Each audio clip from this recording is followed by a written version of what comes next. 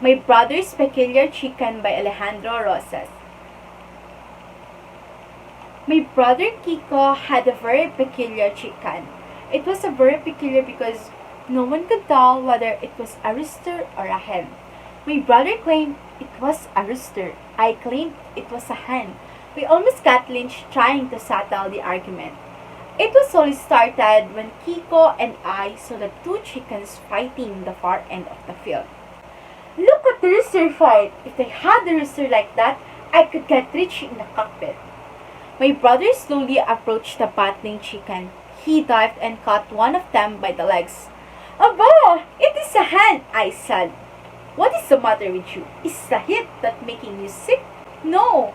Look at its head!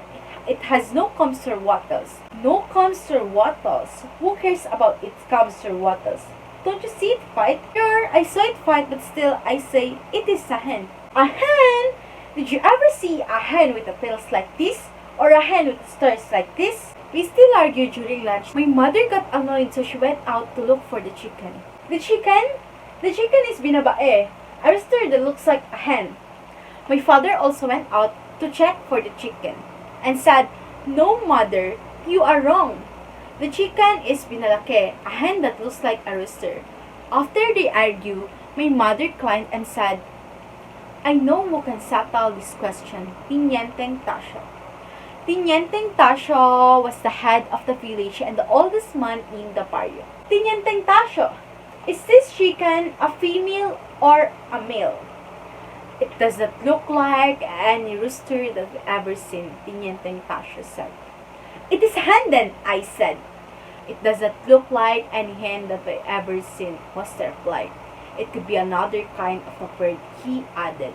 "Oh God, no! Let's go to the town and see Mr. Cruz. He would know." Mr. Cruz had studied poultry husbandry at Los Baños. Mr. Cruz, is this chicken a rooster or a hen?" Mr. Cruz looked curiously at the bird and said, I don't know. I could not tell at one look. I had never run across a biddy like this before." "Then, is there any other way you can tell?" I asked. "Look at its feather on its back. If this is around, then it is a she, and if it's pointed, then it is a he." We both looked at the chicken's feathers closely and said, it had both, and Mr. Cruz said, very peculiar chicken." "Is there any other way you can tell?"